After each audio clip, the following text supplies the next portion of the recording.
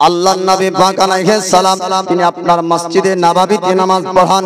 নবী আমার ইমাম মুক্তাদি আপনার সাহাবায়ে কেরামগণ সালাবা বিন হাতিমের আপনার এমন অবস্থা ছিল। সালাবা বিন হাতিম আপনার মদিনার বুকে একজন গরীব ব্যক্তি। সালাবা বিন হাতিম যখন ফজরের নামাজ পড়তে আসে সালাম নবী আমার ফিরিয়ে দেন। সালাবা বিন হাতিম দাঁড়ায় না, বাড়ি থেকে আপনার চলতে লাগে।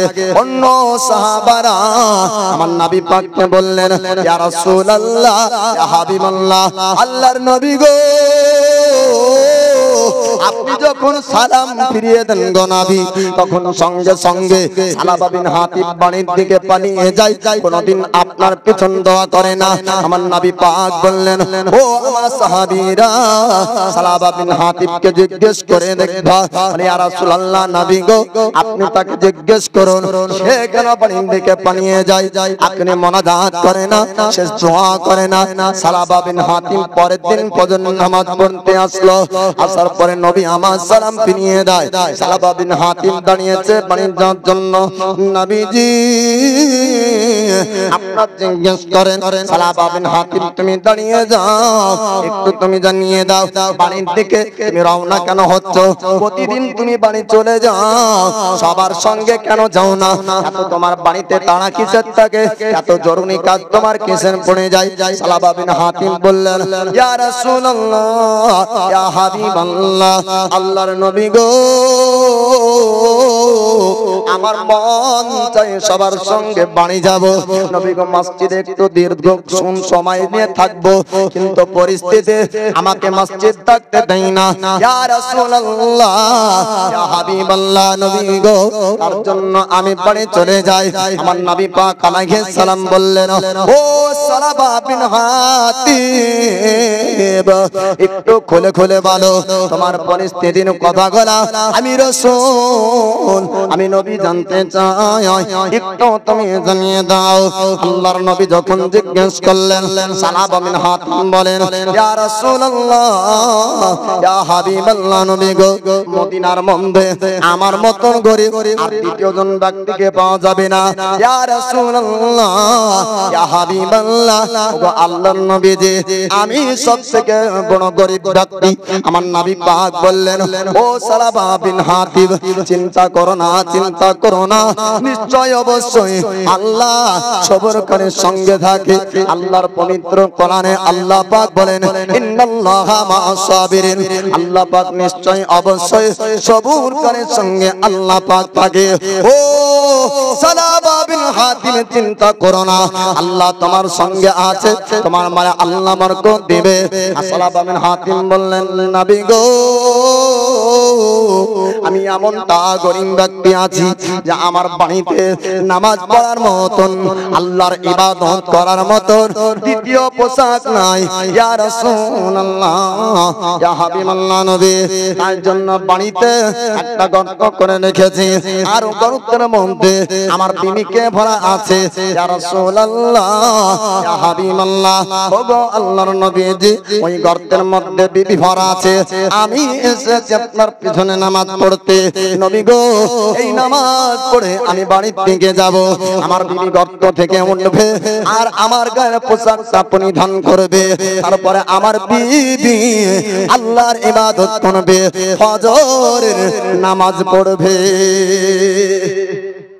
ইয়া রাসূলুল্লাহ,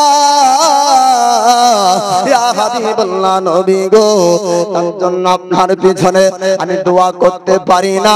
ইয়া রাসূলুল্লাহ, দীর্ঘক্ষণ সময় ধরে আমি মসজিদে থাকতে পারি না। নবী গো, একটু দোয়া করুন, আল্লাহ যেন আমার মালে বরকত দেয়। আমার রাসূলুল্লাহ বললেন, ওগো সালাবা বিন হাতিব, তুমি কান্না করো না, চোখের পানি ঝরায়ো না, আমি নবী তোমার জন্য দোয়া করব। আল্লাহর নবী হাত উঠালেন। আল্লাহ পাক বললেন, হাবিব গো, আপনি তার জন্য দোয়া করেন না। তার মাল যদি পেয়ে যায়, বরকত যদি তার মালে হয়ে যায়, আর ধনী যদি হয়ে যায়, সেই ব্যক্তি পরিবর্তন হয়ে যাবে, তার ভবিষ্যৎ আপনার খারাপই হবে। আমার নবী পাক আলাইহিস সালামকে আল্লাহ পাক ভবিষ্যতের বক্তা বানিয়েছেন। কিয়ামত পর্যন্ত যা কিছু পৃথিবীতে ঘটবে, আল্লাহ পাক, আল্লাহ তাআলা আমার নবী নবী পাককে আপনার জানিয়েছেন। তাই নবী পাক বলেন, ও সালাবা বিন হাতিব, তুমি ধনী হতে চেও না, তুমি ধনী হতে চেও না। আল্লাহ পাক, আল্লাহ তাআলা তোমাকে যেমনটা রেখেছে সেটাই তোমার জন্য ভালো। মানুষ যে যে পরিস্থিতিতে আল্লাহ যাকে যেমনটা ভাবে রেখেছে তার জন্য সেটাই ভালো। নবী আমার বলে, ও সালাবা বিন হাতিব, তুমি বড়লোক হতে চেও না, তুমি ধনী হতে চেও না। আমি তোমার ভবিষ্যৎকে দেখলাম, যদি তুমি বড়লোক হয়ে যাও, যদি তুমি ধনী হয়ে যাও, তবে তোমার নোকসান হবে, তোমার খারাপই হবে, তোমার ক্ষতি হবে। সালাবা বিন হাতিব আবার কান্না করে, ইয়া রাসূলুল্লাহ একটু দোয়া করেন।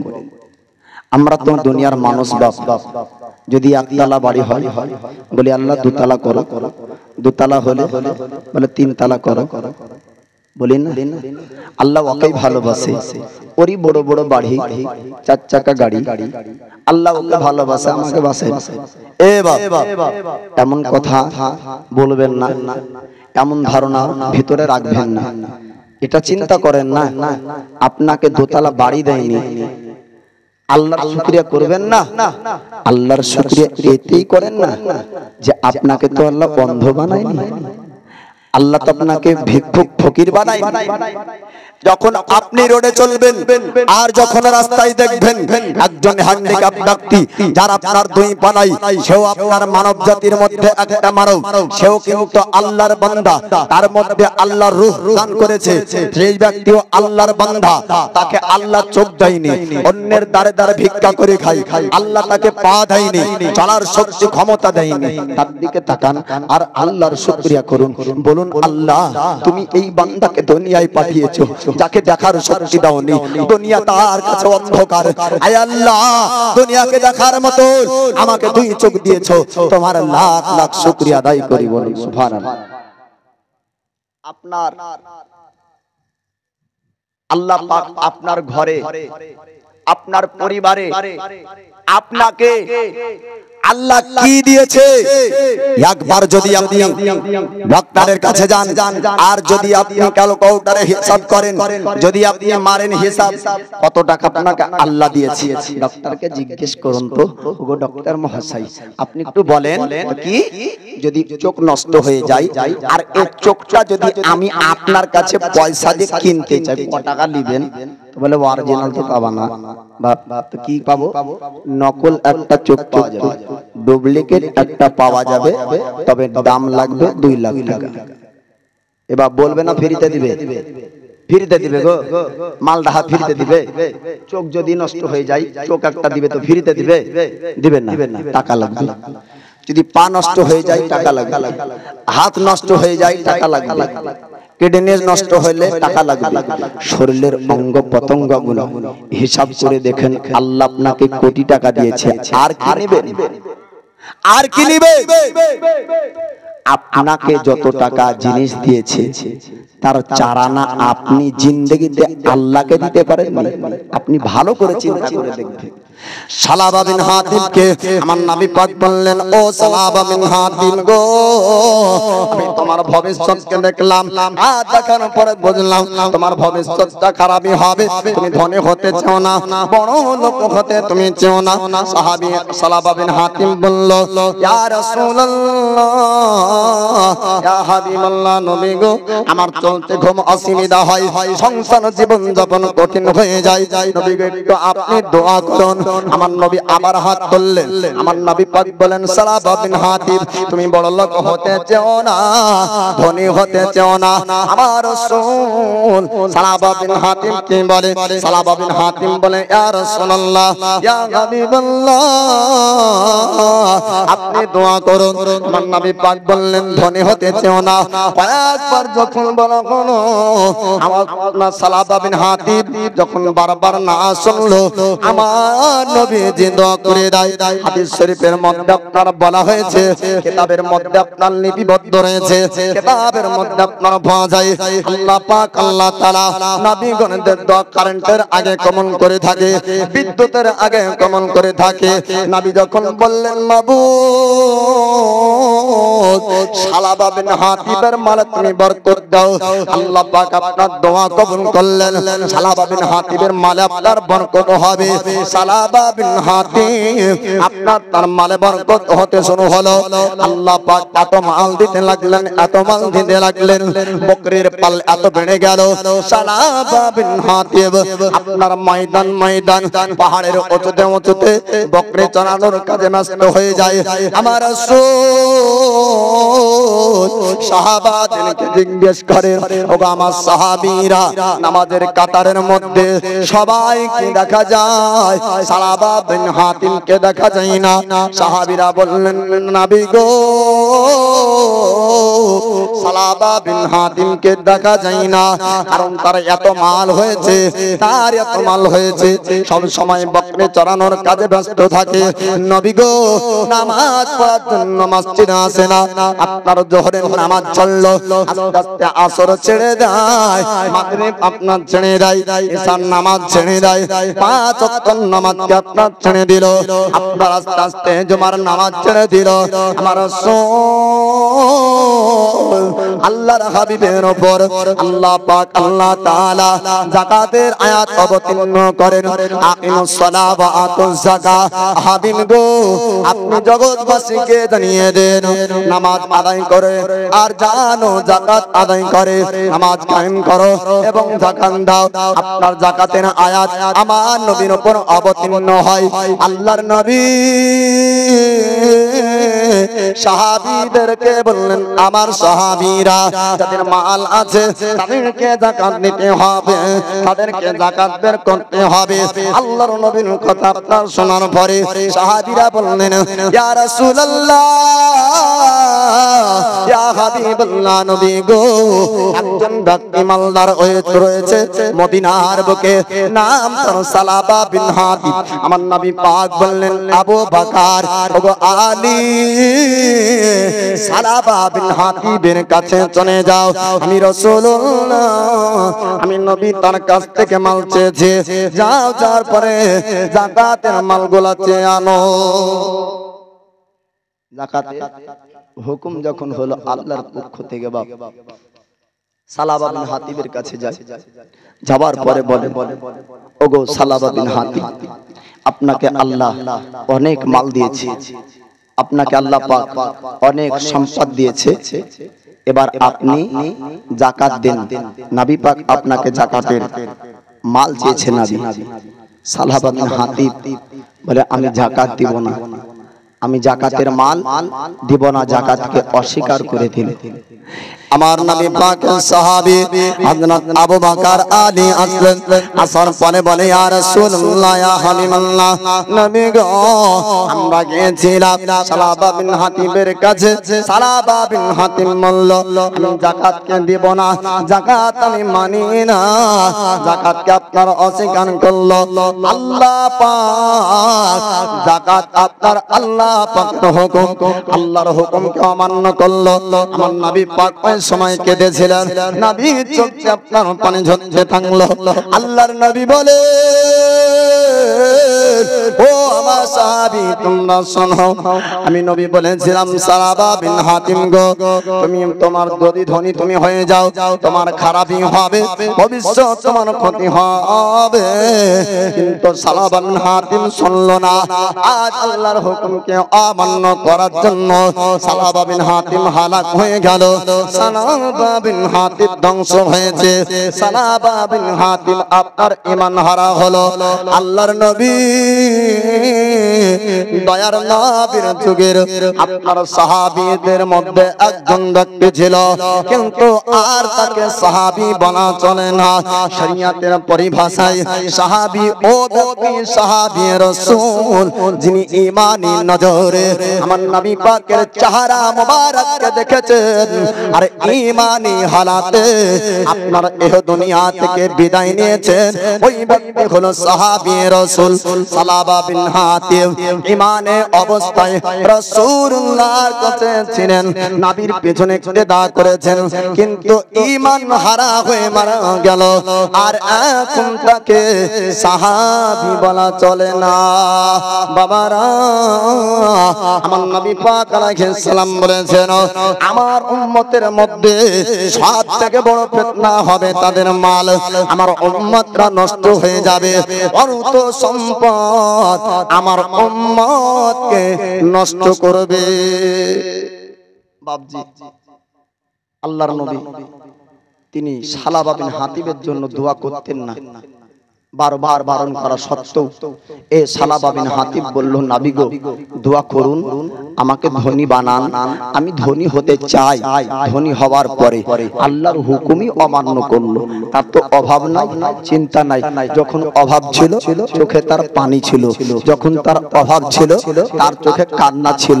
বাপ অভাব দূর হয়ে গেল, আর চোখের কান্না নাই, আর চোখে পানি নাই, আর চিন্তা নাই। এবার আল্লাহর হুকুমকেই অমান্য করে দিল। নবী আমার দয়ার পয়গম্বর মুস্তাফা এই হুকুমকে অমান্য করার জন্য নবী ফতোয়া দিলেন। নবী বললেন, ও ব্যক্তি হালাক ধ্বংস হয়ে গিয়েছে, আর ও ব্যক্তির ঈমান নাই। তো বাপ দরদি আমার, দুনিয়ায় জীবন যাপন করতে হলে অর্থ সম্পদের প্রয়োজন আছে। বাপ এই দুনিয়ার জমিনকে দিয়েছে আল্লাহ পাক মানব জাতির চাষের জন্য। আমাদের এই দুনিয়ার জমিন থেকে আমাদেরকে রিজিক খাবার সঞ্চয় করতে হবে। তারপরেও আল্লাহর ইবাদত আমাদেরকে করতে হবে। অর্থ থাকলে দান খায়রাত আমাদেরকে করতে হবে। সময় থাকতে ইবাদত করুন, সময় শেষ হয়ে গেলে আর ইবাদত আপনি করতে পারবেন না। তখন চাইবেন, কিন্তু পরিস্থিতি আপনাকে হতে দেবে না। তখন আপনি চাইবেন, পরিস্থিতি হতে দেবে না। বলে কেমন ভাবে একটু বুঝিয়ে দেন। আপনার 18 বছর বয়স, বলে হ্যাঁ, আপনি শুদ্ধভাবে নামাজ পড়তে পারবেন, আপনার শরীরের ক্ষমতা আছে, রুকু করতে পারবেন, কিন্তু আপনার বয়স হলো 60 বছর, প্যারালাইসিসের রোগী, আপনি বিছানাগত অবস্থায় চলে গিয়েছেন। তখন আপনি আল্লাহকে ডাকেন, কিন্তু আপনার কাপড় আর ঠিক নাই। তখন পায়খানা হয়ে যায়, পেশাব হয়ে যায়, পাক নিজেকে পাক রাখতে পারেন না। তখন আল্লাহকে ডাকছেন। বাপ সময় থাকতে আল্লাহকে ডাকুন, সময় থাকতে ইবাদত করুন। ও যুবক ভাইরা, কিতাবের মধ্যে আছে আল্লাহ পাক সবথেকে যুবক যুবতীদের ইবাদতকে আল্লাহ বেশি পছন্দ করেন। যুবক যুবতীদের আমলকে আল্লাহ বেশি পছন্দ করেন, কারণ এই যুবক অবস্থাতে শয়তানের ওয়াসওয়াসায় বিভিন্ন খারাপ কাজে তাদেরকে টান দেয়। ওই জায়গাতে না গিয়ে আপনার নেক কাজ করে, তাই ডবল নেকি। এক খারাপ থেকে বাঁচছে, দুই নেকির কাজ করছে। এক খারাপ থেকে বাঁচার নেকি এবং নেকির কাজ করছে তার নেকি। তার জন্য যুবক ইবাদত করলে ডবল নেকি। তাই যুবক ভাই, আপনারা আল্লাহর ইবাদত করবেন, আল্লাহর বান্দেগি করার চেষ্টা করবেন। যাই হোক, আল্লাহ পাক বুঝার তৌফিক দান করুক। সকলে বলুন আমিন। আমি মায়েদেরকে শেষবারের মতন বলবো, কমিটির পক্ষ থেকে না, আমার পক্ষ থেকে দুটো বাচ্চা ছেলে যাবে আপনাদের কাছে। 5 টাকা 10 টাকা যে যা পারবেন শেষ দোয়াতে অংশগ্রহণ করবেন। এ বাবু দুজন যাও তো, উঠাও তো, লাও লাও, দুইজন যাবে, একটু দিবেন মা, আঁচলের গিটটা খুলবেন। আপনাদের জন্য খাস দোয়া করব আজ। সবাই শেষ দোয়াতে অংশগ্রহণ করবেন। পিতা মাতা, দাদু দাদি, নানা নানি, আত্মীয় স্বজন, ভাই বোন, প্রতিবেশী, আহাল পরিবারের মধ্যে যাহারা কবরে শুয়ে আছে সকলের জন্য দোয়া হবে, এবং নিজের বালা মুসিবত আল্লাহ যেন দূর করে তার জন্য দোয়া হবে।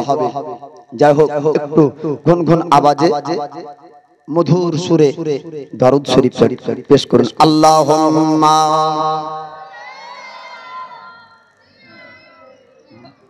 ঠিক আছে, ঠিক আছে,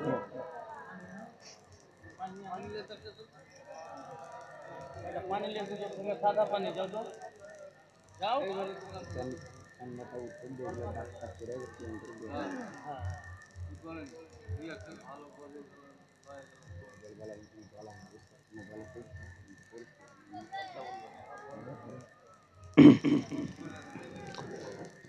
মাওলানা মুহাম্মদ সাল্লাল্লাহু তাআলা আলাইহি ওয়াসাল্লাম। তো যাই হোক, আর মায়েদের কাছে গেল একটা চাদর নিয়ে। ভাইরা, আপনারা চাদর ঘুরবেন আপনাদের সামনে, তবে আজকের মুসাফাতে ভাই খালি হাতে আসিয়েন না। আজ মুসাফায় মনে হয় লোক কমবে। হ্যাঁ হুজুর কি শর্ত দিল না, দোয়ার আগেই 10 টাকা 20 টাকা একটু দিয়ে যাবেন, তারপরে দোয়া হবে। মুসাফা তো সে ফের শেষ হচ্ছে, তা আপনারা উঠতে পারবেন, ছেলে মানুষ আছেন, আমার সামনে আসবেন, অসুবিধা নাই। সামনাসামনি কাছাকাছি আসলে মহাব্বত বেশি হয়, তাই না? আল্লাহ নবীকে এত ভালোবাসেন, এত ভালোবাসে, যেখানে আল্লাহর নাম সেখানে নবীর নাম। মহাব্বত, প্রেম, ভালোবাসার কথা বাপ। তো আপনারা যদি প্রকৃত আমাকে ভালোবাসেন, তো অত দূর থেকে ছায়া ছায়া লাগছে, ওই পেছনে অন্ধকারে একজন আরো মুখ চিনতে পারি না। তো যদি মহাব্বতের ডাকে যদি হাসরে এক জায়গাতে যদি আল্লাহ করে, যদি নসিবে থাকে যে এক জায়গায় উঠাবে, তো আমি চিনবো কি করে সেদিনকে ওদেরকে? আর ওরাই বা চিনবে কি? ওরা চিনবে আমাকে? আল্লাহ আছে, আমি চিনবো কি করে? ও ভাই, তাই তোমরা পিছন থেকে একটু সামনে দিকে আসিও, আর 10 20 20 50 যে যা পারবা একটু জমা করবে, তারপরে সবার জন্য দোয়া হবে। এই দেখো বাপের বেটা গো, দেখেন 200 টাকা দান করেছেন, আল্লাহ তার দানকে কবুল করুক, আমিন ইয়া রাব্বাল আলামিন। বিদায় হাবিবিকা সাজ্জাদুল আম্বিয়া ওয়াল মুরসালিন। এই দেখেন আরেকজন 100 টাকা দিয়েছেন, আল্লাহ তার দানকে কবুল করুক, আমিন ইয়া রাব্বাল আলামিন। সুবহানাল্লাহ। এই দেখেন এরকম যুবক ভাইরা একটু আসো তো। শেষ দিনে যুবকদেরকে বন্ধু করব গো আমি। হ্যাঁ, বন্ধু বাঁধবো, আমার সঙ্গে বন্ধু করবে, আল্লাহ যেন সেই দোস্তকে কবুল করে নেয়। হাদিস কিতাবের মধ্যে আছে, কোন আত্মীয় স্বজনের কিয়ামতের দিন আপনার নেকি দেবে না কে হোকা হোকা, কিন্তু বন্ধু বন্ধুকে কিয়ামতের নেকি দেবে। আমার দোস্ত বন্ধু যে ইয়ং ছেলে তরুণ যারা হতে চাও, আর আগামী কাল সে বন্ধু হবে, একটু সামনে আসো ভাই আমার। 100 200 দিয়ে যাও। এই ফাটা গলায় শেষ রাত, মানে শেষ বেলায় একটা নাত আপনাদেরকে শোনাবো। অধম গুনাহগার পাপী আমি, তারপরে আপনাদের কাছ থেকে বিদায় নেব। নাবিকে মহাব্বত খালি মানুষ করেনি, নাবিকে ভালোবাসা মহাব্বত বনের হরিণীও করেছে, বলেন সুবহানাল্লাহ। আর নাবি সবার ভাষা বুঝতেন, তাই হরিণের একটি ঘটনা আছে, আপনারা গজলের মাধ্যমে সেটা শুনতে পাবেন। আল আমিন নাবি আমার মুক্তি দাতা সবার, খোদা যারে বন্ধ করে দিল যে উপহার, আল আমিন নবী আমার। দেখো চেয়ে জগৎবাসী, দেখো দেখো রবি শশী, দয়া মায়ার সাগর লো সবার মুখে ফোটায় হাসি। জোরে বলো। দেখো চেয়ে জগৎবাসী, দেখো দেখো রবি শশী, দয়া মায়ার সাগর লো সবার মুখে ফোটাই হাসি।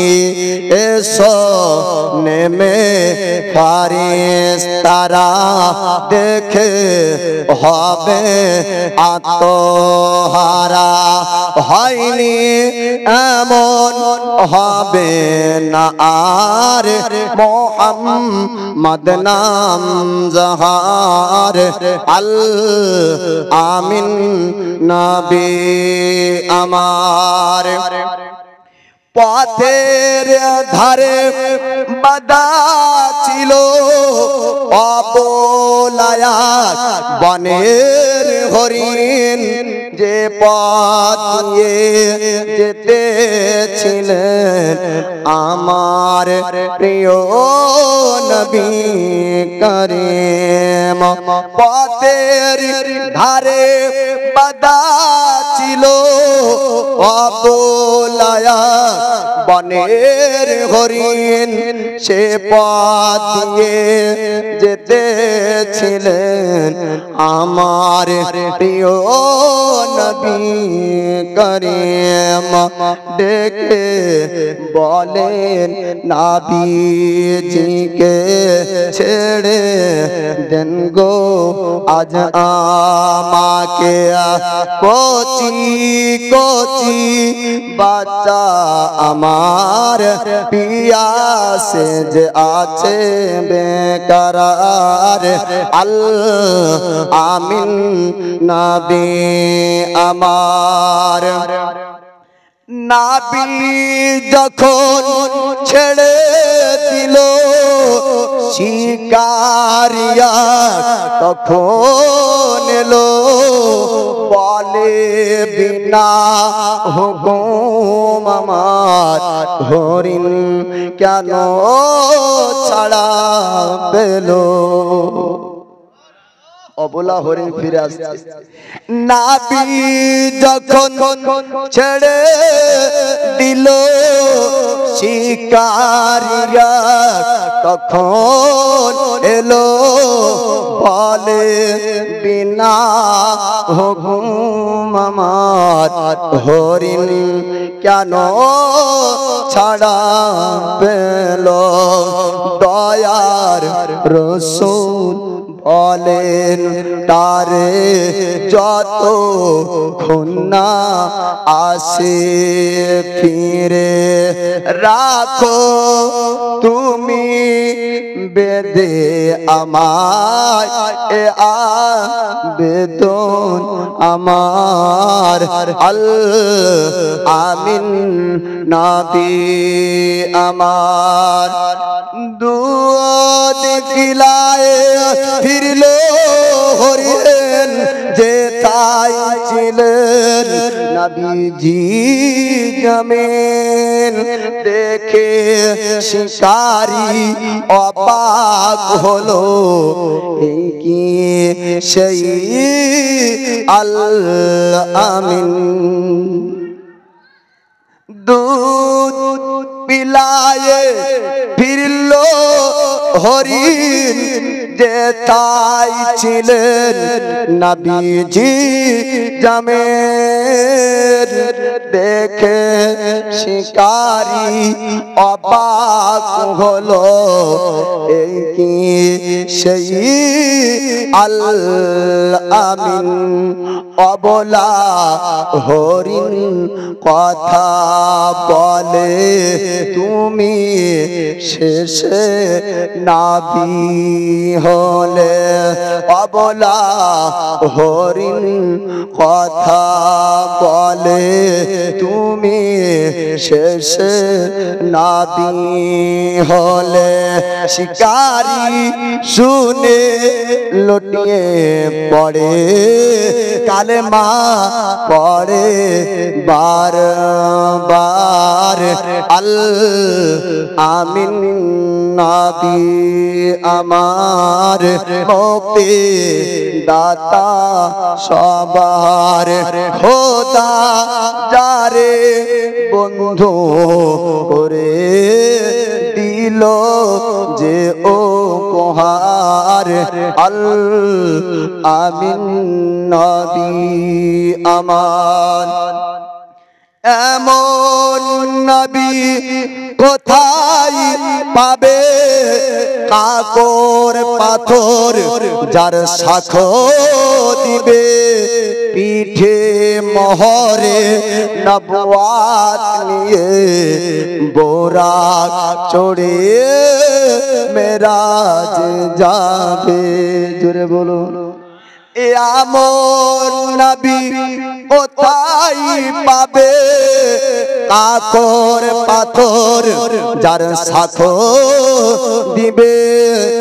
পিঠে মোহরে নবুয়াত নিয়ে বোরাক চড়ে মেরাজ যাবে কাঁদিবে কিয়ামত আরশ ধরে কাঁদিবে কিয়ামত আরশ ধরে উম্মতের তরে ওই মহাশারে শোনে মুসলমান ধন্য হলো জলসার শ্রোতা ধন্য হলো উম্মত হয়ে তাহার আল আমিন নবী আমার মুক্তি দাতা সবার খোদা যারে বন্ধ করে দিল যে উপহার আল আমিন নবী আমার। যাই হোক।